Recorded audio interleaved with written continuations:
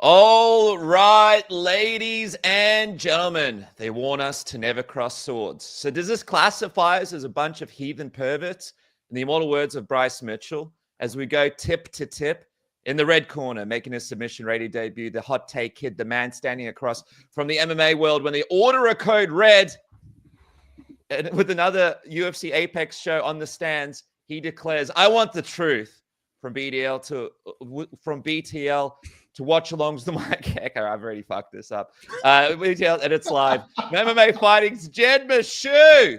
Welcome for the first time to Submission Radio.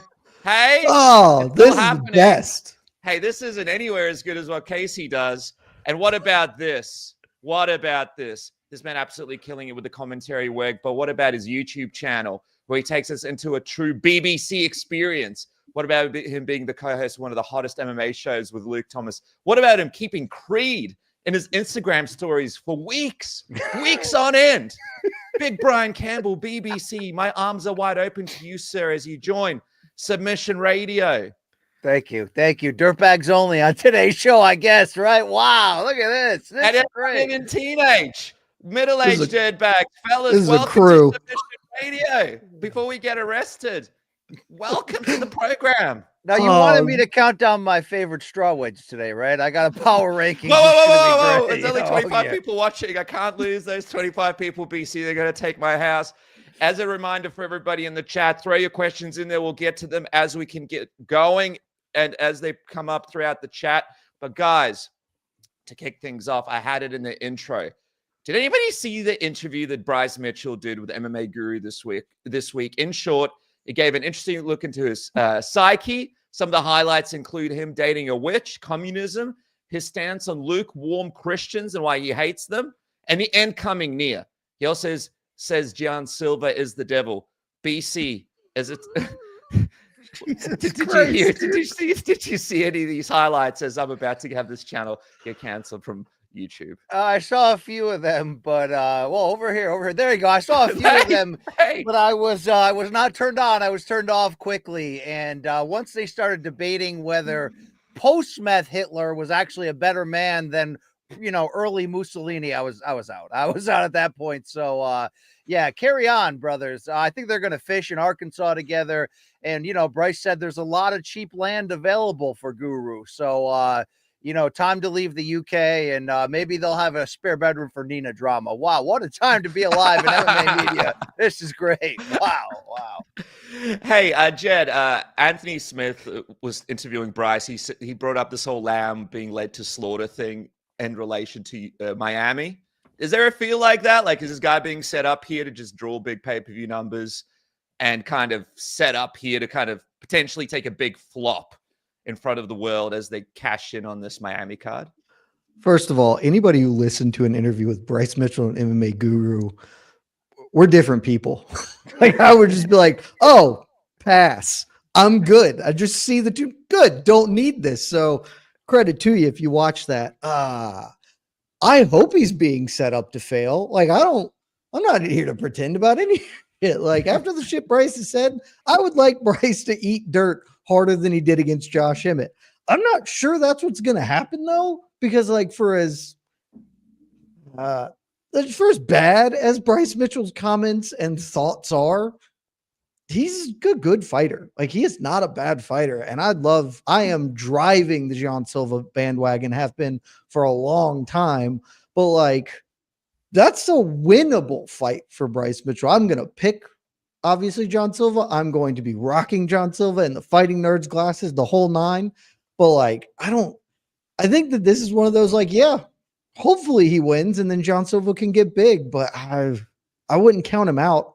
He has the power of Christ on his side. How can you count him out, I mean, listen, it's going to be an adventure in Miami. By the way, the comments are going off, guys. What about this? Love you guys. What about this? Drifting off to sleep with BC and Jed's voices in the background. Is that a good thing? I don't know. How could anybody do that? I hope he didn't rub one out first. That's what I'm saying. You know what I mean? I hope he did. You know what was interesting? I was talking to some of my other friends in the MMA community the other day, and we were sort of talking about, hey, there's this dip in MMA, right? Like, I don't know if you guys are seeing it in your numbers, but we're all seeing it across our numbers. Like when it comes to people checking our websites, when it comes to watching podcasts, and went from this thing where it was like, well, there's no big cards. And then it now is going to this thing where it's like, okay, big things are about to happen. And there's this kind of nervousness of like, can it go back to kind of a level that it was at? Or are people just kind of starting to kind of move on a little bit from the sport with too many Apex cards, too many names not being big names, not being in the mix? Can it return to sort of a bigger platform like it used to be? BC, going to you first, man. Do you think in Miami we see some of the highs we've seen sort of earlier on before Pereira lost on Clive? Or do you think this progressive downslope of people tuning out of the sport is going to continue? I think the downslope will continue because I'm a subscriber to MMA Draw with the great Kid Nate and Zach Arnold. And, you know, I was way ahead of sniffing out what's really going on, the watering down of the product, the Walmartification of UFC. And it looks like from a greed standpoint, from a value extraction standpoint, that is only going to continue. But look, UFC 314 is the oasis in the desert. It will deliver because statistically it has to. It's filled with so many absolute bangers. I mean, if former Bellator King Pitbull debuting in UFC was the only fight on the card, I'd still show up just as excited. But this card absolutely bangs. It'll be a reprieve from what we're used to. But no, in the larger scheme, nobody wanted to hear me complain about it a year and a half ago, a year ago. I'm glad that people are finally realizing it, because I think in a lot of cases, it's finally affecting their wallet. And that's the wake-up call for people, especially people in London who bought tickets to that fight night card and were not happy, not impressed. There's always going to be a subset of young fans who are just going to legally stream on the weekends with their boys anyway and, you know, light them up. So, like, it doesn't really matter. Or the degenerate gambling side of this fan base that, you know, 12-12 straight out of the Dana White Contender Series factory. They don't care. Put a live body in because this is what we do on Saturday nights. But in the grander scheme, the only thing that can change this, in my opinion, that, hey, Reggie Jackson, that can start a new revolution or a new uptick. Usually it takes something like a crossover premier once-in-a-generation athlete, a Tiger Woods, a Conor McGregor type. And, you know, there is an opportunity for that if living legend La Leyenda Ilia Topuria continues on the run he's on. But this is not an era where UFC tries to make those stars. So I think the potential turning point, if you're a fan that's dialed into the business side of it, if you're a little pissed off like me because I feed my kids when the UFC's red hot, like that's just the reality of the situation. And I hate watching the direction that it's going. I wonder what the new TV deal will bring, because as much as I always want to blame Ari, blame Dana, blame, you know, Hunter for where we're at right now, a lot of the reality of this era is due to the ESPN contract, the fact that they do want content every single weekend on the Plus network, that if they don't get the TV deal financially they're looking for, or if it's a new TV deal that maybe has a condensed amount of dates, that could be the turning point, in my opinion, to get us back to better cards, better storylines. Look, sometimes changing, you know, networks like this can be the difference, can be the change. But overall, you heard what I said to start it. Their goal right now is to get every drop out of this fan base, get every government contract they can, continue to make Ari rich as the devil. And so what? We'll just get a set of new fans, because the ones that came in on the pandemic, they're probably about 18 months away from never watching again. And that's the new life cycle of the UFC fan.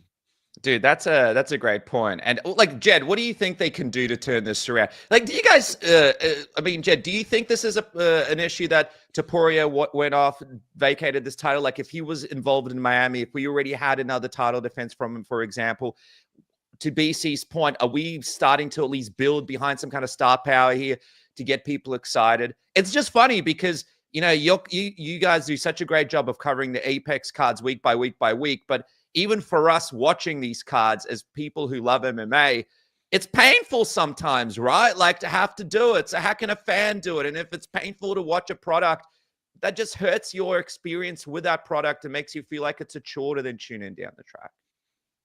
Yeah, man, it just sucks. Like, like, I don't have to say everything Brian just said, right? But like, I agree with a lot of it. I don't agree that it's going to get better. I don't like, it's not like, it'll get better eventually. And Brian's partner, life partner, Luke Thomas, says this all the time, that the MMA fan base is cyclical, and it is. It's like about 5 years. Like, we just have enough data on this to know that.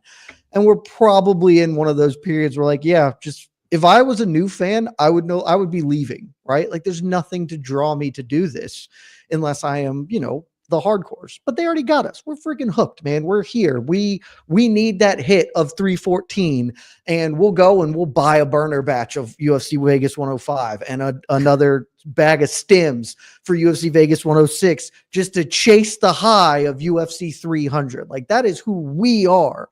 It's never getting better for us. Like, it's just not going to.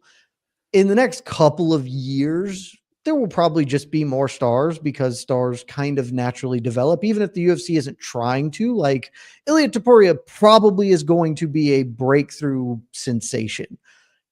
It's honestly might hurt him that he has bailed on his featherweight title. Like, he would be a lot bigger of a star if he just beat Alexander Volkanovski again, which he probably would do.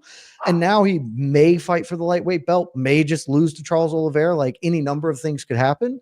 So, like, we'll get more big stars at some point, just because that's just going to happen from fighters. You just throw enough at the wall, eventually something's going to stick and get over. But like, the UFC ain't dialing back. They're not going to start caring again, and they're not going to start trying to make stars.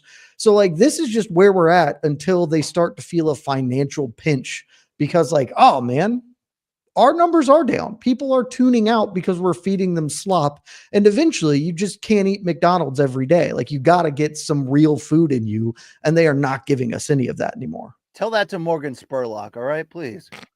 What is that? What are you doing?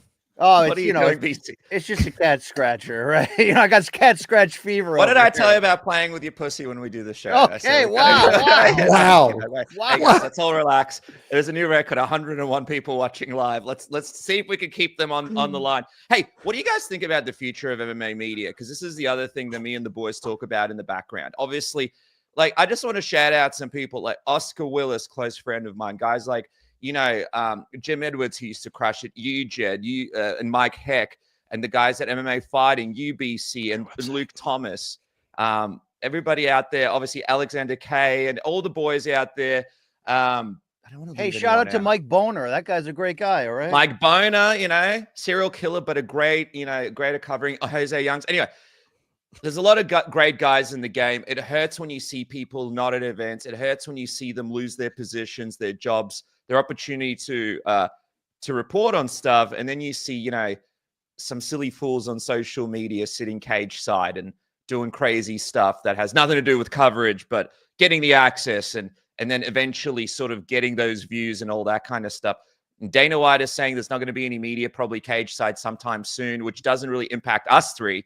But I have noticed when I do one-on-one interviews with people, like, people are just kind of like, we don't really give it two craps about this great fighter who does this great stuff. Give us some of this stuff that we're used to seeing. What do you guys think the future of MMA media is going to be? And are we all going to be out of a job? Probably just me. Well, I don't really have a job. BC is going to keep working. Jed, you have a law degree. Am I really going to be homeless? What's going to happen? You're probably not going to be homeless, right? Like, well, my guess is that we're close to the bottom of like where it will be, not of like where it has been all time, but like, the UFC cards can't get worse. Like, honestly, they can't really get worse than what they are giving us now. And even if they don't get better, this is just sort of where we're at. And so like, I don't know, we got enough people around. The community's good enough. Like, there are certainly some pieces of shit in here. I'm not going to pretend, but like, I think that we'll largely be okay, though. This is just a broader question to media in general. And like, ESPN's letting real people go away so they can have more Stephen A knockoffs. Like, it's a shifting media landscape outside of MMA that is concerning. I would say, if you'd let me, that part of it is a natural evolution of the business in terms of, the impact of social media, the impact of fighters realizing that they can have their own platform, that they don't have to go through the traditional media and risk being, misquoted, trapped, misrepresented. If you're a fighter now of any, rapport, you're going to have your own YouTube channel. You're going to have your own podcast. You're going to have your own whatever to get, probably going to have your own cat on your podcast to get your message out there. Evil genius. So like some of this is evolutionary. And as much as I want to be like, Dana hates the media, see, he's going to pull everybody from cage side.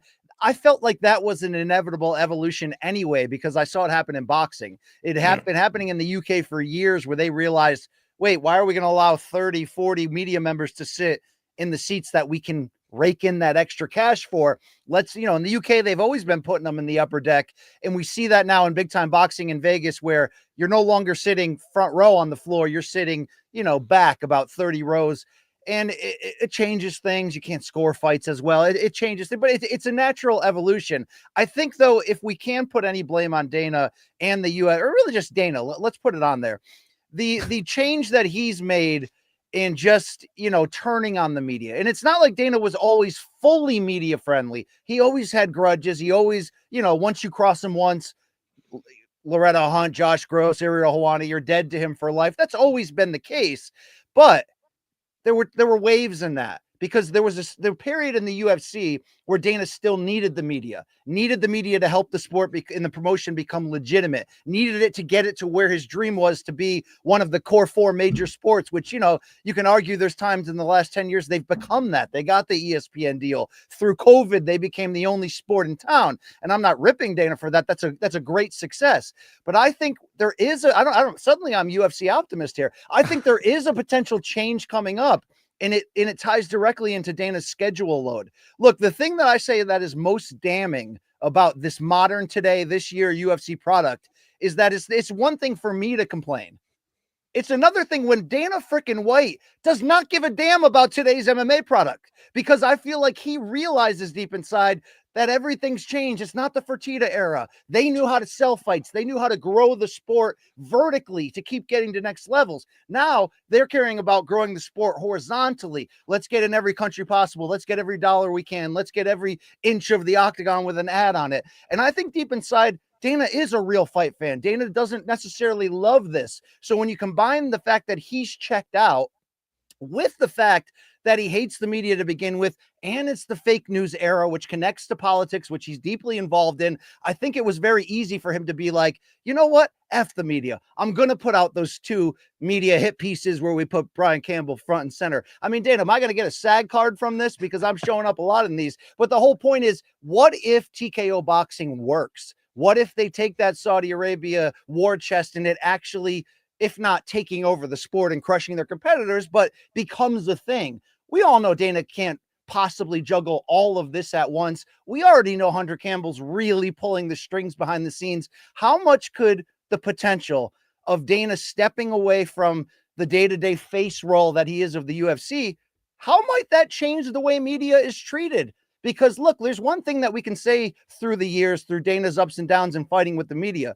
Dana might suck, but the rest of the UFC, for the most part, are really nice people. The PR people, the all the departments that you deal with. I mean, I've had UFC representatives come up to me and apologize for the way Dana talks about the media and how he puts us in these videos and takes us out of context in that regard.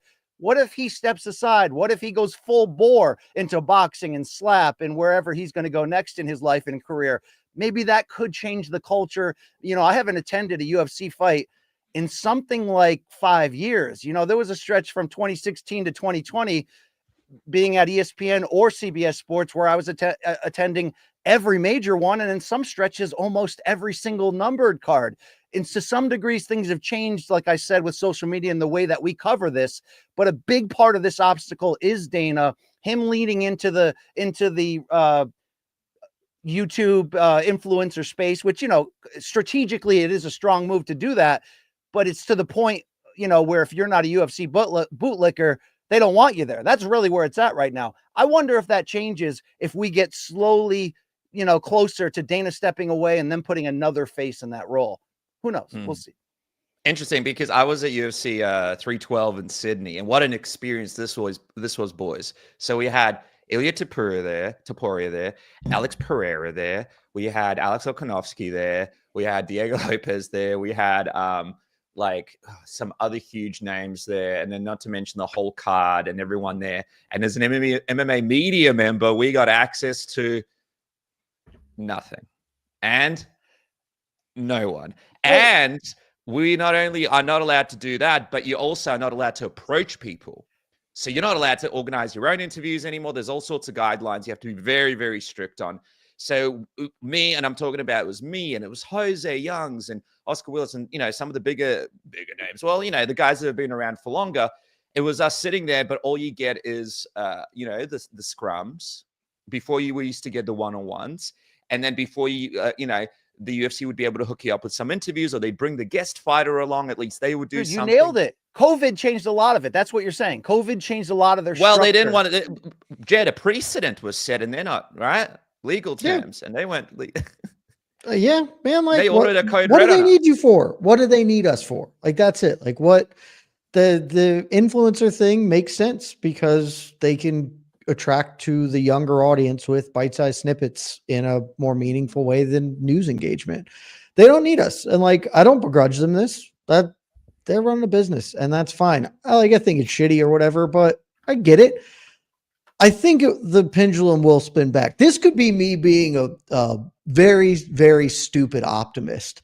Wow, look at this. This is something. I'm trying to be a better man these days while still remaining my, dirtbag tendencies. I don't like to yuck people's yums. If you like it, cool.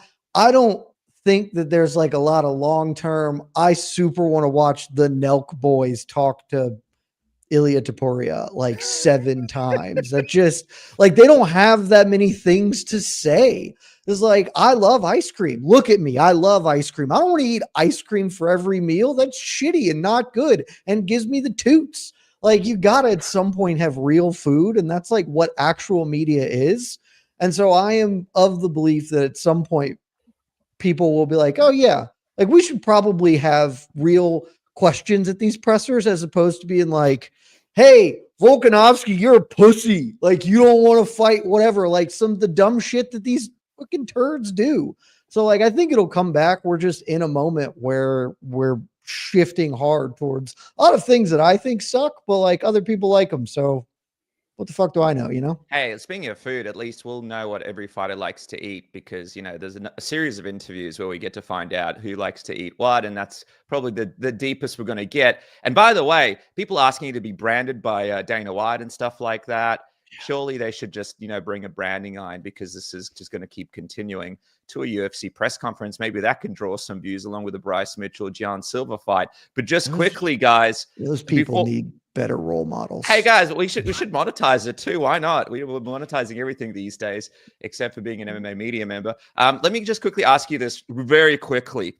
Depending on what happens at Miami, really depends on what kind of excitement and I suppose casual fan excitement we're going to get. Diego Lopez, obviously, going to be a very tough fight for Alex Volkanovski, who looks incredible going back into Miami. He's been working out freestyle MMA fellas in Wing Dang in New South Wales, about an hour and a bit from here. He's been working out with JDM. He's been working out with the boys there. Joe Lopez, Craig Jones, the best of the best in a training room. He really looks like he's taking this thing seriously, not really doing too much media. He's living on the farm and working out. Early predictions from you fellas.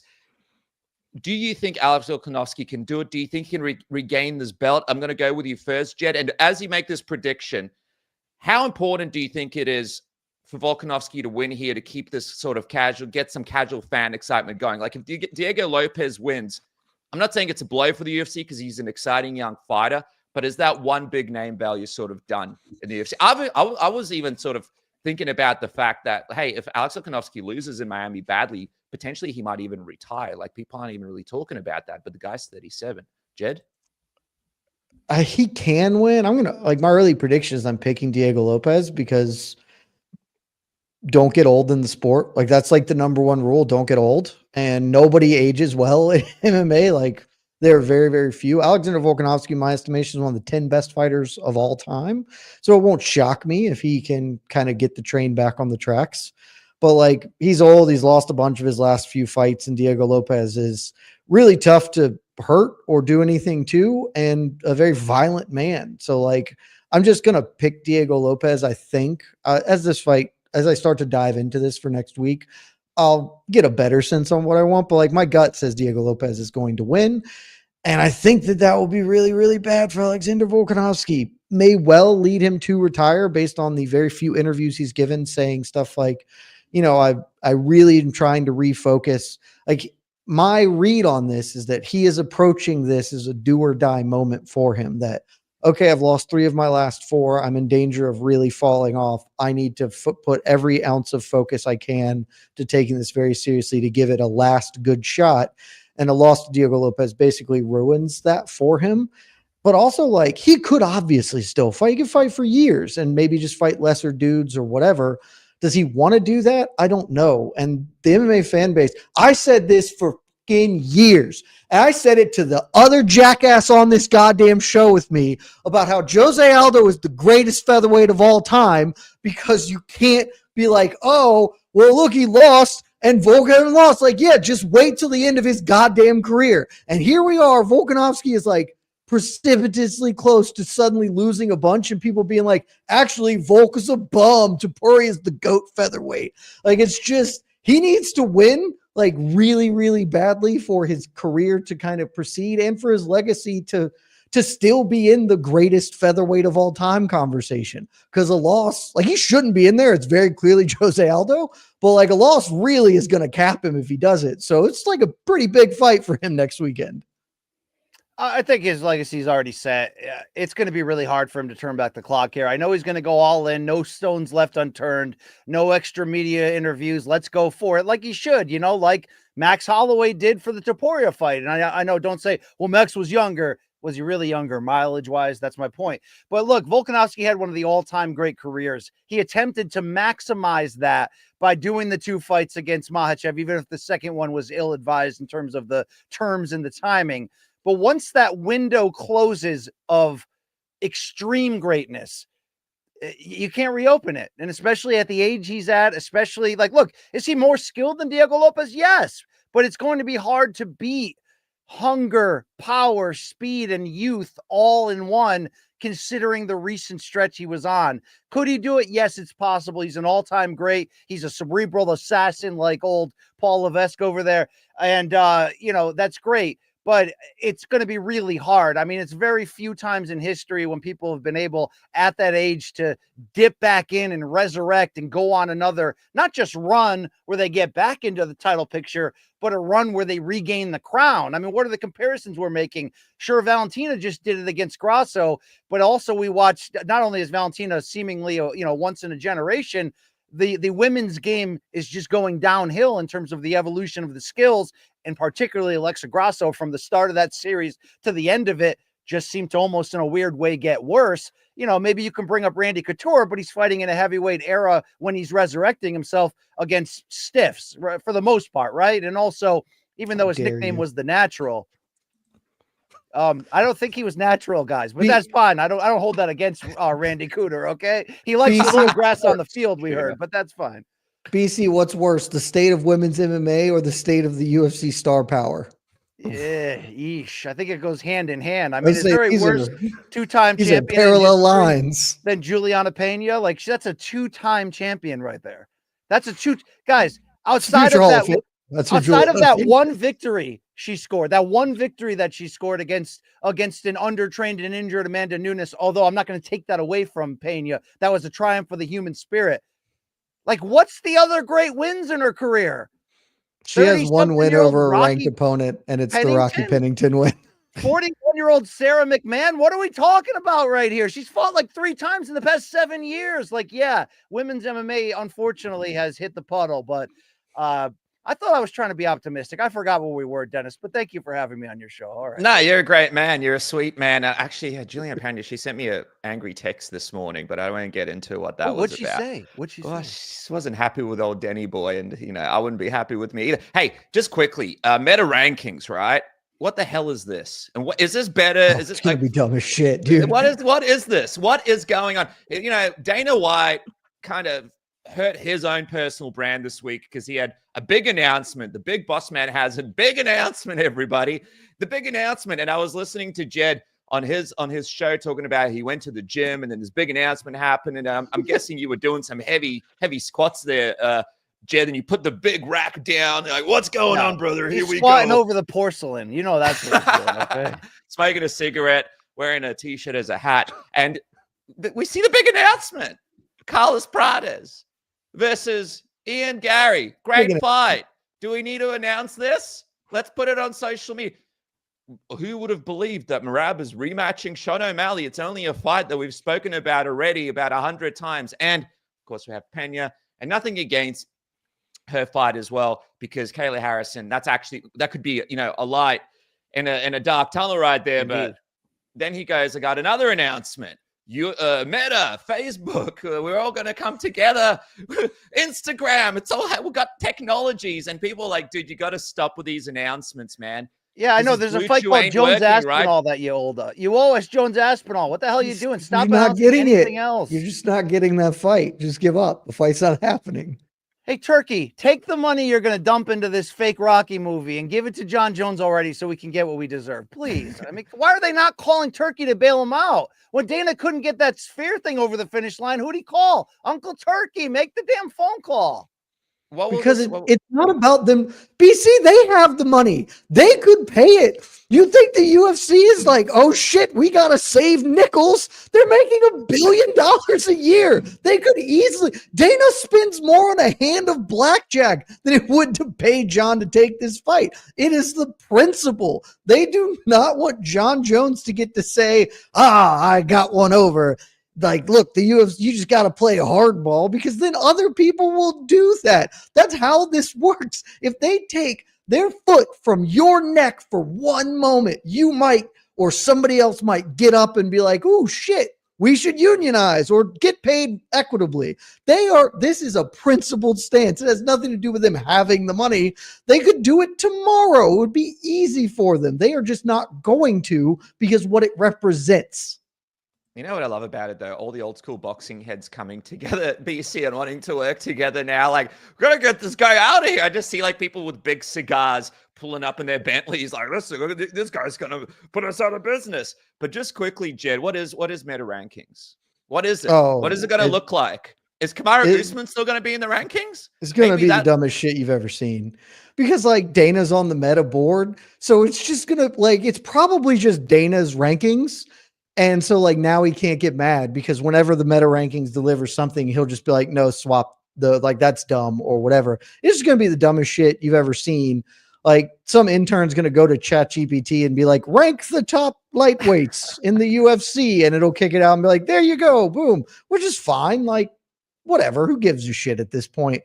As long as I just want the ranking story to go away. I want us to never talk about UFC rankings ever again, because they're meaningless and stupid and I hate them. I'm actually excited about this change, because the rankings that we had were such bullshit.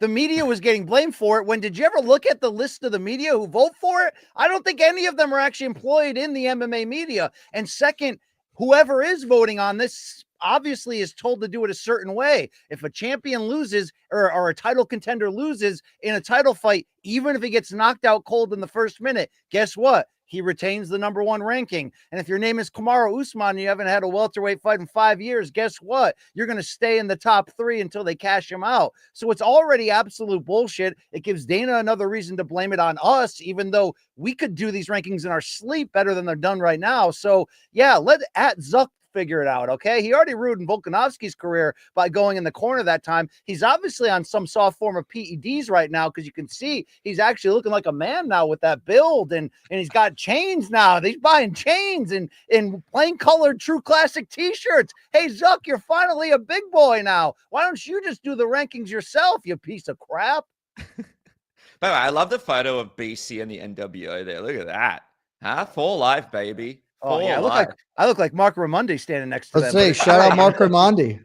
Big book coming, huh? I just got it in the mail. Book. Shout out to Big Mark. Yeah. I guess I haven't got mine yet. To Australia. Yeah, I should actually just walk to Mark's house. Get a book. Hey, Mark. I thought we were friends. Hey, Jed. Just quickly, Petty Pimblett, if he beats Michael Chandler in Miami, what do you think the UFC does with this guy? Because to BC's point, not much star power. Do you load up on the Paddy Pimblett train if he is able to look good against Michael Chandler? And do you potentially push him in front of some people? I mean, there's a gridlock there.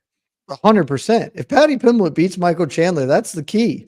Like, you just did it. You found the way. Paddy Pimblett is like better than I thought he was going to be. I still don't think Paddy Pimblett is like great, but I thought he was just going to be Molly McCann functionally, and like, he could stick around and be popular. But like, we know he is overachieving already. If he beats Michael Chandler, you have found the way to weave him up the most difficult division to climb. Like, you could just bump him to a title shot right then and there. I think instead you just be like, okay, Charles Oliveira is getting a little older. Maybe we just have Paddy run up against Chucky Olives and see if we can get him there. Like, if Charles Oliveira really doesn't want to fight Ilia Topuria, he's both said he wants to and also said he doesn't want to. So I don't really know what to make of Charles Oliveira at this point. But like, I mean, frankly, if he wins and Ilia still doesn't have an opponent, boom, just do that. Like, sacrifice Paddy Pimblett on the altar of getting Ilia Topuria a lightweight title shot. But like, if he wins, nothing but upside for the UFC. They are hoping he wins. And so am I, because I hate Michael Chandler. They're actually, I'm going to jump into this. They're actually building him, man. They're actually promoting and building him the right way, even if I agree that they're charting a path for him to get to the front of the line without actually fighting any of those killers. But right now, I'm so desperate for a big fight and a big star to be in a big fight that I don't care. So what would happen if he won here against an aging, dangerous, but reckless Michael Chandler? I don't think he'd go directly to a title fight. I think they'd even be smarter than that. I think they would put him in the one fight that I seem to be the only one that's been screaming for a year and a half.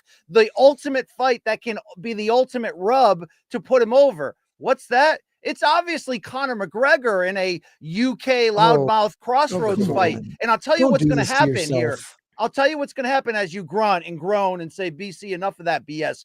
Once Dana starts his TKO boxing a career in September, when they do Canelo versus Bud Crawford at Allegiant Stadium, here's what's going to happen. That fight is going to be such a success on Netflix and such an atmospheric party, right, inside of that stadium, that Dana's finally going to go, oh, maybe I was wrong at not putting Jones Aspinall in Wembley Stadium, or not putting Topuria in a Spanish bullfighting ring, you know, because he's stuck on that, I got to put it in a basketball arena shit. So here's what we're going to do. We're going to put Conor versus old ass, broken, drugged out Conor versus Paddy in a UK European Super Bowl inside of a soccer stadium. And then guess what's going to happen after that? All the killers at lightweight are going to eliminate each other, and then they're going to send Paddy into a title fight. And I'm not mad at it, because that's how you book. That's pro wrestling booking 101 come to life in MMA. And I'm here for it. Paddy's kind of won me over, like Jed said, in terms of he's not a fraud. Is he real? Is he legit? Is he a champion in waiting? Not, slow your roll there. Not so fast, my friend. But he may be able to get the perfect amount of aging names on the come down, that whether it's Topuria at the end of that line, Makhachev, Sarukian, whoever, he's going to be there, and maybe by that point he'll have a chance to win that. You think it's going to be Topuria? Do you reckon they would risk a Topuria, Jed, a Topuria Paddy Pimblett fight with this rivalry that they got? Would you take out two of these big names in one go? I think they should, just because the winner goes nuclear for them, and the loser didn't even lose that much. Like, if Paddy loses to Ilia Topuria, people are already just anointing him. They're already like, oh, Islam's scared because Topuria will win because he's the greatest fighter who's ever walked the face of the earth. So like, it's not even that big a deal if Paddy loses. And if Paddy wins, then Ilia's a featherweight. Like, so he could just go back down and be the best featherweight on earth. So you're not losing too much, and the winner is just monstrously popular. Look, BC is right. If you can do that, that's how you book. But you can't, because Conor McGregor's not fighting, you sweet summer child. Like, he hasn't been fighting for 4 years. He wasn't fighting all of last year or the year fighting before. Sobriety on a daily basis. Last fucking week, BC, he comes out and is like, yeah, I've done all I need to do in the UFC. I'm feeling pretty okay about how my career is. Like, this. Yeah, but bro, 30 seconds later, he goes, actually, I can't wait to go in the octagon and get announced as the president of, a fantasy. When I go to bed at night, I dream wonderful dreams that can't happen as well. Like, that is what that is. So if he became the president of Ireland, which cannot happen, then sure, maybe he'd do it for the gimmick. But he's just not going to fight. Like, I honestly came into this year thinking there was a chance Conor would fight this year because I don't know if, any of us remember, he did get found civilly liable for rape. And I was like, what would help him sort of rebuild the brand? Doing the thing people know him for. Actually, the brand hasn't taken a hit. Nobody really gives a shit. He's just not going to be in the next Roadhouse. But everybody else is like, whatever. Who cares? He can still be the face of BKFC. So it's fine. Go on. Nothing matters anymore. We're all in a cynical tailspin towards the bottom of the goddamn earth. But like, he's just not fighting, man. And that's okay. But let me counter you, Dennis. Let me counter you, Dennis. Good job. Jed, okay, ex-lawyer. Let me counter you. I normally would agree with you, but I actually think Conor will only accept fights that he thinks he actually can win. I think he looks at Chandler and goes, why am I going to risk getting knocked out cold and becoming a meme? But I think he could look at Patty and go, I could beat Junior, and he could, convince himself that he only needs to train for 14 days, and I think he could do it. But now, Dennis, I got to ask you this question. If you don't believe in us hardened MMA journalists who were so upset at the turn of UFC, and you don't believe that the company is no longer for the fan and that the UFC system is ultimately broken right now, are we going to exit 2025 with not getting the 2 fights that could reactivate the casual audience and make people care again, which are, by the way, Jones Aspinall and a little piece of business called Islam versus Elia? Are we really going to go 0 for 2 on those in this calendar year? I wonder how much is this going to be the first time where when we don't get these fights, it actually damages the brand to the point of like us really struggling the following year? Like, what was the last time we had these fights? Was it like Fedor and Randy and Fedor and Brock and then Jones, I guess, and Ngannou, and we had a few other ones there, right, Jed? But like, I gotta say, man, and this is just going back off this week of people kind of not being really happy with Dana White after these announcements. I kind of feel like, we're in this part of our relationship where, the divorce attorney has met with us. Hey, legal stuff, Jed. And we already, breaking up our assets. And I feel like fans are about to take their bottle of whiskey and move it into a 1-bedroom apartment with a broken pool downstairs if the UFC don't do something and actually stand up and make a fight that they want to make. I think every fan, I don't know about you guys, but every fan I talk to either don't know that UFC is having a card or is annoyed at the fact that this John Jones Aspinall fight hasn't happened, or is just like, man, what the hell's happened with Conor McGregor? Like, I don't have people coming up to me going, hey, that Juliana Pena fight I can't wait to see what happens there with that one. Or what about Jose Aldo fighting in Canada? I didn't remember the last time someone came up to me and said that. So, man, I really do think this could really damage people's perception or like make them so frustrated that they move on to about the 100 other sports that are available for them to watch. Going into the NBA playoffs, we're going into the NBA playoffs. We've got, soccer around the world. We've got football, 2 types of football here in Australia. We've got BKFC. We've got boxing, big boxing things coming up. Do people really even need this? Can they move on to another sport that doesn't disappoint them as much? How many broken hearts can they take, Jed? How many times can they watch the sport that they love cheat on them in a Denny's car park? We don't even have Denny's here. Dennis, you've been around this sport long enough. Like, there's a good chunk of this fans who are they want to be abused. They want to be hurt. Like, this is the only love they know is being disappointed. Yeah. And so, like, I do think not delivering Jones Aspinall will be a negative. Like, it's not going to be like a massive one, but it's just after we didn't get Jones and Ngannou, and then the UFC tried to spin zone that and blame it on Francis, to now not get this very obvious fight, which again, I do not think we are going to get. It's going to be a black mark for them. But like, we're also just seeing more pushback on them. I haven't met a single person who thinks the O'Malley rematch is good. Like, not one. There's one media person who I won't call out sort of defended it. Wasn't like it's great, but was just like, it's like, who else was there going to be? I don't know. Anybody else other than the dude who just got his ass whooped. Does his name rhyme with Don Corgan? I will not be calling out anybody because maybe multiple people had that take, but it's a bad take is my stance on this. But I haven't seen any, like, there's been an enormous pushback. At some point, Dana's going to end up getting asked about that. And at some point, they are a service product. and they are delivering such bad service. It will have to get better because people will start leaving. And I do think the Jones Aspinall will be a catalyst. I think we're going to get Topuria Makachev, so everyone can be okay with that. I don't think we're going to get it next, but I do think by the end of the year, those two men will fight, in October or something, November. And that will be the biggest fight the UFC puts on this year. And it will be, people will come and support it and love it. And if Alex Pereira can find a way to get a belt back, and maybe you can salvage Alex Pereira versus Tom Aspinall, people will also love that. But not getting Jones Aspinall is going to hurt. Like it's going to turn people off, I think. I think it's just, sorry, go on, BC. Well, no, I'm interrupting you on your own show, but I wonder if part of this is they're just waiting to the conclusion of the TV deal, because it does seem like Dana, who's feuding with MMA Media, the city of Las Vegas, it seems, the MGM Grand Extended Company, and now ESPN, right, over a few different things, including the shit quality of their streaming service and the fact that they've raised pay-per-view prices. I wonder if part of that is just like, all right, from Connor to Jones Aspinall to whatever, let's wait till we kick off on Netflix and make a massive splash. Do you agree with that, Dennis?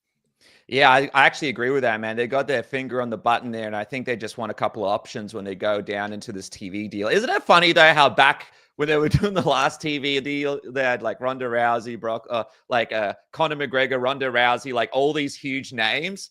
And now I just would love to be in the room when these guys discuss the TV deal now, and they're like, guys, what do we have? Where are we going with this? Oh, I've got these two. Let's put it aside. Like, wouldn't you just love to be a fly in the wall to see what the war room looks like right now as they try to figure out their deal? And by the way, fellas, if they do go to Netflix, that's going to be a completely different story as well, because number one, it's going to change the way media approaches the UFC. Apparently, Netflix wants complete control over all content. Number two, it's going to really change the way people watch the UFC, I think, because the people aren't sitting around Netflix for hours on end watching stuff. They just kind of watch bits at a time. It could really impact a bunch of stuff. But I want to go to some fan You didn't mention how it's going to impact it the most if they go to Netflix. Please tell us. Netflix doesn't really have a pay-per-view model. So like, unless they bifurcate that and split off the pay-per-views to HBO or something like that, which is possible, but like my belief is that if Netflix gets it, they're getting the whole thing, which is going to mean then your pay-per-views suddenly turn to shit and aren't that good anymore. Because what do they care? They're not getting a pay-per-view. There's nothing connected that good to anymore. Have you been alive this year? They're not good anymore. What are you talking about? No, but comparatively, they're better than the Apex stuff, and 314 is very good, right? Like we just right, I got you. That will all drop down if the pay-per-view model goes away entirely, because then all of the events are meaningless numbers in the get 40 of them done a month. Like the Netflix could be really bad for the viewer experience, honestly. Well, it doesn't make sense, but then you got the WWE and they do their like pay-per-view on Peacock, right? In America, and then they do their show on Netflix, but then their show has John Cena and blah, blah, blah every single week, whereas the UFC have like an Alex Pereira once every so often. So then do they move it down? The question is how stupid is Netflix and how much are they willing to pay? I'm pretty sure they paid like $200 million for a terrible Ryan Gosling movie. If that's the case, other thing, and that's the precedent, can we not just pay a lot of money to have pay-per-view free? But then if there is no pay-per-view, how do cards even look like? The whole thing is blowing my mind, Jed. It could be the end. And then when it comes to Zuffa boxing, what are they going to do with that? Maybe pay-per-view is well and truly dead, because I feel like the UFC is the biggest proponent of pay-per-view really out there, right? Like boxing does it, but then when we see some of those cards BC overseas, like the latest Tyson Fury Usyk card, like it looked like nobody really bought that on pay-per-view because of the time difference. So I feel like UFC is really the thing that's keeping pay-per-view alive. If that sort of thing goes away, does that mean pay-per-view is really well and truly dead? Were they the last ones keeping it alive? That's an interesting point right there, Jed. Before we go, by the way, guys, statement to make, if you'd let me. Please, sir. Please. I've come to the realization that TKO is the worst thing to ever happen to combat sports since CTE and OSP's branded fraternity tattoo on his arm. Like they're kind of, Vince McMahon already ruined the two things I love the most, right? Pro wrestling booking and the sweet smell of women's hair. And now, TKO is just taking it to a whole new level. Hey, man, that's a great point, dude. But, it's going to be interesting to see what happens here. Just quickly, guys, before we go to our Val Kilmer top 5, we will take a couple of your questions. But Jed and BC, If you guys need to shave your balls, Manscaped is the place to go. 20% off with a code word submission. You get 20% off and free shipping right now as Jed checks what's downstairs. And by the way, the beard heads are up here as well. Great for your face trimming. Manscaped has kept this show alive now for a really long time. And people say I suck because I do these sponsorship reads, but I got a kid and he's 3 years old and I live in Melbourne, Australia, which is so expensive. So please, if you get a chance, support the boys that support us. And of course, Saley, the eSIM. Basically, rather than switching out your SIM card, you guys can download this app, fly anywhere around the world, and use Saley. Get 15% off Jedders. Look how impressed Jed is. 15% off first-time users. Saley.com/submission. Please click that link. This is the last month that they're sponsoring me for, and I just bought a big boat. I don't want to return that boat. Please, please, please click the link. Dennis, Daddy needs some juice. Said, there's nothing like a shorn scrotum. It's quite breathtaking. You know what I mean? Hey, guys, shave your scrotum and then escape the country thanks to Manscaped and Saley. Thank you so much for supporting us and keeping me alive. Guys, just real quick, I'm just going through the fan questions here before we get into our top 5 before we run out of time. A lot of fantastic questions here. But there's a question here that I really want to go to, and that's about the PFL. PFL tournament kicking off tonight. Jed, I think you've been put on assignment to watch this thing live, right? Sure. Big boy. Sometimes it's important to say no. What's one small tweak you guys would like to make to improve the presentation or I guess the perception of their product? BC, I'll go with you first. Rip up the format and throw it out. I'm sick of having to hear people say, look at how they listen to the fans. They brought in elbows. Guys, elbows should have been there from the beginning. They fixed the tournament, fixed it. They took half the prize off, and now there's no meaning to it. It used to, and I didn't like the old format with double elimination, but at least it led to somebody being crowned a champion. Now it just makes them a #1 contender. For what? For the Champions Series belts. They don't even have divisions with champions. So they're rolling out tournaments that are literally meaningless, that don't even feature their best fighters. The only thing I'd change is rip up the format, add a couple more N's to Don's first name, and stop trying to act like you've already beaten the game. Stop building horizontally. They're rolling out a 25-year plan in a 2-year window when all we really want them to do is take their best fighters and match them up against each other. It should be Hughes versus Nurmagomedov one week and Patchy Mix against Pico the next week and whoever the next week. Promote it like it's pro wrestling. You got about 8 or 9 fighters we actually really care about. Make them the face of the franchise, not the smart cage, not Don. And I did like Sean O'Connell's, plea to the media and fans of like, I feel like people are dunking on us. They just want us to fail. No, I wanted you to succeed the last 2 years more than anything. But Don has stolen our care and our hearts. Stop the madness. Stop posting on LinkedIn. Use what you actually have on the menu. What's the first thing Gordon Ramsay does on Kitchen Nightmares? He shows up to a gross diner and tells them 400 items on your menu. That's not great. Let's have 5 and let's cook them really well. Okay. We don't need to give a champion to who wins a pay-per-view fight and who wins a PFL MENA fight. And then somebody else gets a belt. And then there's Bellator titles. It's meaningless. If you have 2 quarterbacks, you have none. You should know that, Don. Come on. Jed, what do you think? What's one thing they can do right now that will make you a little bit less suicidal on a Thursday night? So I'll be more optimistic than BC because they have changed things, right? Like they did. I know that he wants to dismiss it as if like, you should have done this forever. Well, they didn't. You can't they don't have a time machine to go back and make these changes 3 years ago. Better late than never. So like now there's a tournament. It's a Grand Prix. Like that's a pretty traditional MMA thing. We will watch. Pretty tough that like the odds-on favorite blue weight is now out of the welterweight tournament, but like fine. Like they're trying something new that is traditional, that is probably okay. We're getting a decent fight tonight as the main event in Jason Jackson, Andrei Koreshkov. As I say decent, I do not say that is people are excited about it, but that's a decent fight. So like I'm willing to give them the benefit. If I could just have them do one thing, and I've said this before, and this is going to be mean, and I don't mean it this way. Don Davis should stop being allowed to speak in public. He hurts the brand every time he talks, every time he posts, every time he does anything. Don Davis can go be the money guy and do the deals behind the scenes, et cetera, et cetera.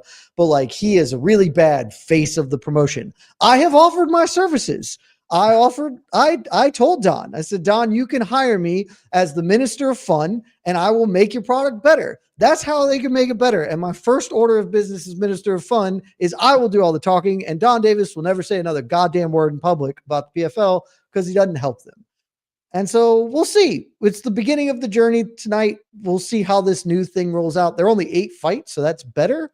You know, PFL pacing has historically been bad, but like, Don, shut up, hire me as minister and watch tonight and we'll see if it goes well. I love that. And my thing is, hey, why don't you guys get a Francis Ngannou fight going? I know you're going to lose some money, but maybe that's something that people have been waiting for. You know, get a fight with Francis Ngannou going, spend some cash. You created the deal. You're just going to have to abide by it now. Well, Dennis, imagine if they rolled out these tournaments and put all their best fighters in it and said the winner of each tournament is going to be crowned the inaugural PFL champion in each division. Isn't that how you promote? Dude, BC, here's the like, there's legitimately an issue with your idea. What? Like you said, they got 8 good fighters. So in about a week, they're done with good fights. And then they're just Bellator. It's like, oh, Bellator, I mean, it survived for a long time, but like, do you think that that's a good business model? They acquired Bellator, which actually had critically ranked fighters that mattered. I'm not defending their MMA. They fucked that up hard. They refused to pay the ones who are good. They've let some walk, and they're rolling out second and third rate guys in constant rematches or tournaments that mean nothing. And then they have a great fight like Husner Magomedov and then take like 3 months off. Like, you can't write these missteps. You couldn't write this for them. I think that at least Bellator people didn't hate, right? I mean, we didn't watch it, but at least people weren't like, oh, Bellator, you suck. We just quietly moved on with our lives. I don't know. The perception problem is real. All right, guys, let's talk about something really important. One of the legends, all-time legends, passed away. RIP to Val Kilmer, who I know had a big part to play in all of our lives, right, Jed, as we continue through our lives. And this brings us to our Val Kilmer Top 5. And I don't have Casey here to create segments of music, so everybody play some music in your head as we prepare to go through our top 5. There's going to be some controversy, I think, with this top 5. My heart, fellas, before we get into it, was really torn when I wrote this. This is based on what we love. This is not based on Rotten Tomatoes scores. This is not based on IMDb scores. This is not based on what critics say online. So we're going to get into it. Before we get into it, fellas, how hard was it for you, Jed and BC, to put this list together? It actually was harder for me than I thought to actually list that. To narrow to 5 was tough. Like I could give you a 10 pretty comfortably. BC, it wasn't hard for me because I ranked it on his best performances, not the best movies, but his. I mean, he's one of the coolest actors of all time, able to deliver those one-liners that live in our brains, and you just you exit those movies going, damn, I wish I was as cool as that guy. That's very easy for me to take his best and rank them in order of how they make me feel. They make me feel like I want to be more manly. Well, there's no more manliness that you can achieve, BC, but let's get to your top 5 first. Hit us with your number 5. What do you have? All right. Val Kilmer as Jim Morrison in The Doors. Wow. I mean, he went all in. I didn't always love that movie, but he went all freaking in on a really difficult role, and I really give him the credit for doing that. Okay. Number 4 is his performance in Top Gun as the ultimate cool guy, heel, but with a, heart of gold, you're all right, LaRusso type of moment at the end. You got to give him that respect. And also nice work on the cameo, even though he had the issues. And also that documentary he did on his life was pretty awesome too. So are you taking both Top Guns and putting them into one package here, DC? Because this is controversial. I just did. We're going movie by movie. You can't be doing this. No, that was more granted, he's in Top Gun 2 for 3 minutes. That was more of a footnote shout out. Top Gun 1, Top Gun 2, and a documentary for number 4. This is against the laws. This is against the rules. Let me jump in then, because I'm thrilled. The documentary is number 5 for me. Val is my number 5. All right, that's a dirty move, but I respect it because that documentary is awesome. All right, it's really good. I didn't do it based on performance. Obviously, that's not a performance. I did it based on how much I enjoyed the movie total, whether he was a big piece or a small piece. Though he's obviously a big piece in all of these. I assume he's got a huge piece, to be fair. You know what I mean? A guy that cool, probably. If you haven't seen it, I think it's on like Amazon or something, but it was really fascinating and kind of like heartbreaking. Took it with him everywhere. Yep. Yeah. All right. My list is a really good one. is going to break people's hearts and make them angry at me. But no, that's no different than normal when I talk about movies. Number 3 might actually be the best movie on this list. Oh, and boy. Good Lord, could you argue? You couldn't argue with his performance. But the problem is he's so damn cool. He's done this so many times. Number 3 is Tombstone. Okay. Yeah. Burn me for it. It should be number 1. Okay. Get the fuck out of here. You built this up and said based on his best performances, and then Tombstone is 3. Get the fuck out of here. Okay. Man. Okay. Easily his best performance by a mile. I mean, he's so good though. But number 2, Heat. I mean, you're entering a movie with he's better than Tombstone. He's much better in fucking Tombstone than in Heat. A better movie than that. But I just give him this credit in Heat. He enters a movie with the 2 all-timers of his era, tasked with trying to stand out in a supporting role, and it's exactly what he freaking did. Like, it's just so awesome. All right, my number 1. Did you see his quote about Heat? It was awesome. He did like a Reddit AMA, and someone was like, "What was it like working on Heat?" He was like, "It fucking rocked. I get to call him Bob and Al. Like, I am just friends with the 2 best guys that have ever done it. I woke up every day and just got to work with my heroes. It fucking ruled." And by the way, if you run into Jed and BC and myself at the bookstore, we are looking up books about pipes, or what was Robert De Niro looking at? Metals or something. Yeah, it's a great way to meet a woman. Something like that. Yeah. Now look, if you had gone, I put Top Gun 4, but if you had it number 1, I'm not going to hate you because he's so cool in that. Number 1 for me is about what's the coolest freaking role that still rings true in my brain that I wish I was him. I'm a child of the 80s, guys. I had HBO at a time where they played 6 movies a month, and they played each one 5,000 times in a row. My number 1 performance, not even close to his best movie, but what's the role that I love so much that I'm still aspiring to be? Batman Forever. Val Kilmer and Real Genius.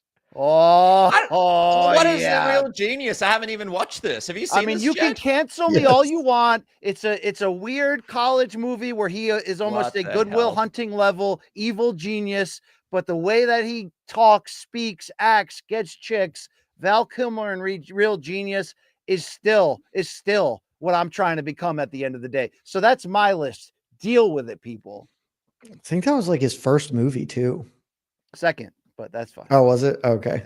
So it was early because it was 80s.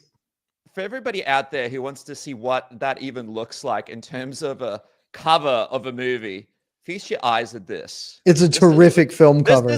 This is number 1 for BC. Look at this guy. Oh no, you got to find. Oh yeah. There you go. That's a sleeper 80s movie. It's awesome. Come on. I want to see a Morning Combat poster with you and Luke somehow on that Real Genius poster. All right, BC. And by the way, guys, go off in the comments. Tell us what you think about BC's top 5. I'm happy you came out with that list, BC. Do you feel like weight has been lifted off your shoulders now? I do, because it's the real me. I was vulnerable and I was authentic, people. Okay. What about you, Jed? You just mentioned your number 5, which was the documentary. Let's go to number 4. There's a reason we need to bring back bullying, because we don't need authentic BC if he's got trash ass takes like Tombstone is Val Kilmer's 3rd best performance. That's Wait till you hear my list. Insane. Yeah.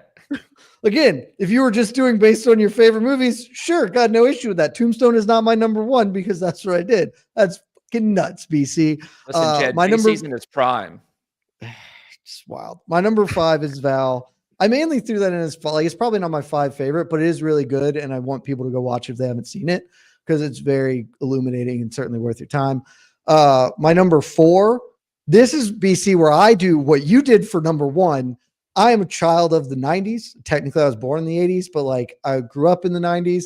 I probably watched Willow about 1,800 times as a kid, and the terrible mullet that he's rocking, me and Willow rocked hard when I was 8 years old, so I had to give Willow some love. I also have Tombstone as number 3. What do you? But again, you gave it all that trouble. Because he's saying based on performance. I'm saying based on preference of film overall. Tombstone is my Jed, 3rd best. Are you in the process of moving, or did you get evicted? What's going on behind? I'm in the process of moving my desk. That's why there's nothing behind me. other than the sadness that I've put in the rears of thinking that I knew you, because I don't. If you think Tombstone is his third best fucking film. Tombstone is quickly. That is Val Kilmer in Willow. For anybody who's never seen it, this is the man who's number 4. This is the number 4 movie for that movie rocked, and I won't I watched that movie so much, child, and I will not make any apologies for it. 3 is Tombstone. That movie is awesome. The part in Val destroyed BC for half an hour over Tombstone. Again, he's saying based on performance. I'm saying based on enjoyment of the film. Tombstone is the 3rd best Val Kilmer movie. His best performance by a mile. 2 is Heat, because Heat is one of the 7 best films ever made. Like, I don't fucking know. Judd really rolled over on him in that one, though, right? Like, come on, stay strong. I mean, Heat's just unbelievable. As my personal favorite movie is Kiss Kiss Bang Bang. It's with Val Kilmer and Robert Downey Jr. I watched it in a film studies class in college, and I watch that movie probably once a year. It is one of my favorite movies of all time, and Val Kilmer is so good in it. He's not as good as he is in Tombstone, but the movie is better than Tombstone. Okay, well, very good top 5, guys. And if you agree with Jed, chuck it in the comment sections below. A lot of people saying great flick, Rip Bill Paxton, MacGruber is something that didn't make our list. I got to say as well, I got a couple of notable mentions before I get into this. Deja Vu with Denzel Washington, a fat Val Kilmer. We don't really know what he kind of knows something. He's a little bit like a Hunter Campbell. He knows something. You don't know what he knows until later on, and it's the fact that you can go back in the past. And perhaps that is what Hunter Campbell can do. Another one. I have Heat and Maverick in my notable mentions, guys, and which brings me to my top 5. That's by tough. The way, you guys are not in the top 5. Once you eliminate those, you guys know where I'm going. Number 5. When I first came to Australia, I'm from Ukraine. We migrated to Australia. Obviously, we were dirt poor. I used to go to the video store every single week. We didn't have the money to go to movie theater back then, until this VHS came out. And I'm talking about, and by the way, this trio signifies that because it's BC, Jed, and Dennis forever. And why not Batman 2? Batman Forever at number 5. What's Batman 3, by the way? It was Batman 3. Now, this is my argument on it. The movie is terrible, yes. But you have a hot Nicole Kidman. It's not bad. That movie's not bad. Kilmer is underrated. Actually not Batman a bad film. Batman when you look at the Batman that we've got now, like in Ben Affleck, who was horrific. You got Patterson, who was horrific, in my opinion. Yeah, I actually think Val Kilmer had some meat on the bone. The movie was just terrible in terms of the way that they wrote it and directed it. And did you see the Val documentary where he talks about Batman? Because that was like one of the most interesting parts. It's like, yeah, Batman's actually an impossibly hard role to play because like everybody else is cool. Like the villains are cool and you have to find the lane to be Batman. It's just really, really difficult, especially the kind of actor he is. But like Jim Carrey and Tommy Lee Jones are cooking in that movie. That movie is better than people give it credit Tommy for. Lee Jones hates his life in that movie. He's Conor McGregor at a BKFC press conference the whole time in that movie, and apparently just letting loose at everybody in that movie. So that's just worth going back and watching. Apparently the studio had to force him to do that one. Kiss Kiss Bang Bang, number 4. People didn't realize this. Robert Downey Jr., man, this was his big return movie. No one, this is the thing that delivered him and being able to do more movies. This gave everybody the assurance that he's clean and sober. Again, Conor McGregor, potentially, if he comes back into the UFC, this is what he would need to do. He needs a kiss, kiss, bang, bang moment in order to show everybody that he's clean. The Saint, number 3. Guys, do you remember that The Saint? That was in my honorable mentions. Terrific film. Was supposed to be a franchise. BC, did you know this? It was supposed to be a massive franchise. Of course, it took me back to my youth in the Kremlin, trying to survive nuclear warfare. I've still never seen The Saint, Dennis. So I got homework to do here. Okay. Oh my! Some of the disguises. It's bad but great. Like it's bad but great. Val Kilmer. And what about this? Number 1. Actually, wait. Let's say you're on number 2 now. Number 2. Guys, I got to do Top Gun. Now, it's not only because BC cheated. He added everything into one go. What about the deep breathing? What about when he goes up to Tom Cruise and he's like, So you're like, what is going on with this guy? Is he smoking a pack of cigarettes a day? It's got to be one of the weirdest moments in a movie, right? He's like, hi. So anyway, a preview of things to come, I guess. And number one, Jed, come at me, Tombstone. Number one for me. Right? That's It fine. looks like somebody Tombstone's just stepped great. over my grave. BC. We're picking nits here. This guy's awesome. I could have put Top Secret, his first film, in there. You know, it's a goofball awesome. I mean, he's great. I worked at McDonald's, by the way, during that time when Batman Forever came out. So I stole so many of those cups and things connected to that movie. So it has a place in my heart. You know how many Arch Deluxes I ate behind the counter when no one was looking? It was incredible. Jed, is there a statute of limitations of what BC's just admitted to? No. Stealing he can go to jail right now for that. Straight to jail. I want to shout out one because nobody has seen this movie and nobody really should see this movie, but I have a personal connection to it. It is a film called Delgo, and it's an animated film. And the only reason I have a personal connection to it is at the time, he's no longer a friend just because we've sort of fell out of touch, was one of the two directors of this film. What? And is an animated feature called Delgo, and a buddy of mine who I'll leave that open-ended so I'm not putting anybody on blast. And it is at the time was considered to be one of the biggest bombs in history financially. Like it opened and did nothing. And we spent a good long time making fun of our friend who was responsible for one of the biggest bombs in history. But apparently Val Kilmer was a lovely person to work with on, as a voice actor or whatever. So shout out to Delgo and the 6 people who have seen it. Delgo, there's the poster there. Oh, yeah. Had a budget of $40 million in 2008, grossing $694,000. Yeah, it's like it actually is one of the worst bombs in the history. You're not lying, Jed. I love that. I wasn't, which is like, I met him after he had already directed this and found out about this and was looking into it and like was in his living room, group of us talking. I was like, you know that you're responsible for one of the worst movies financially that's ever existed. And he's like, I do. Reynolds please stop bringing that up. Jennifer Love Hewitt, Burt Reynolds. Great cast. Guys. It's basically like Hamlet meets Avatar, sort of. And it's not a bad movie, but it tanked. I love that. All right, guys. As we wrap up, obviously UFC 314 on the books. I'll go with you first, BC. There's going to be a big pregame. One of my favorite things in MMA is the pregame with you and Luke Thomas and Chuck Mindenhall. Give us a little taste here. What are we looking at? Well, we're looking at it live Wednesday, April 9th, 11 a.m. Eastern time in the States on YouTube at Morning Combat. Chuck has been a great part of that vehicle, only he won't be in this episode. We did go to the bullpen and we put a call out to Atlanta to a disgraced, debarred lawyer and said, we want more Jed Meshew, the Deuce in our life. So we love our time with Chuck. He will be back, but so will Jed on this one. BC, LT, Jed, Pitbull, GN, Lord Silva, Prime Hitler. We are going to have, well, sorry, let me take that back. We are going to have lukewarm Christians. And also a lot of Cuervo. So we're going to have a good time. And wait, so you're going to mail the Cuervo over to the big man, Jed? You're committing to a Cuervo I'm heading up to New York, baby.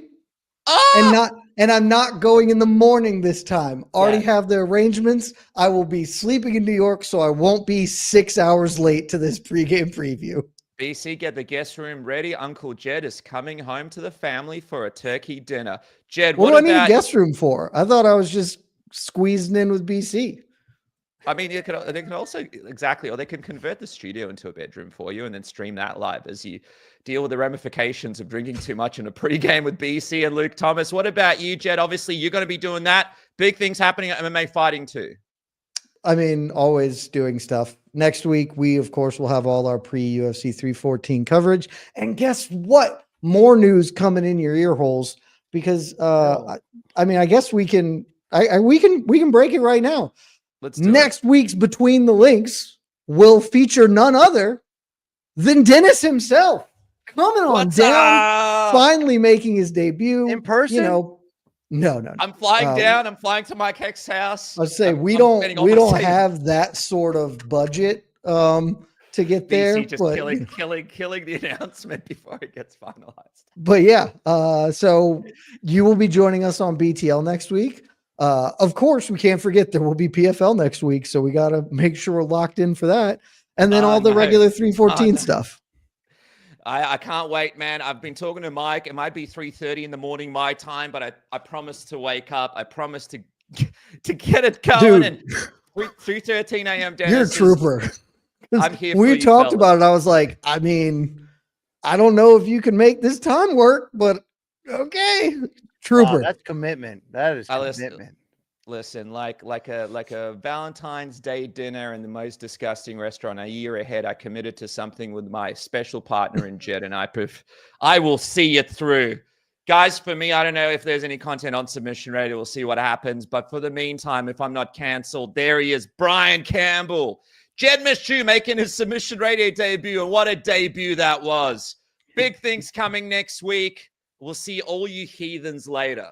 Submission Radio, and the boys are out. Love y'all.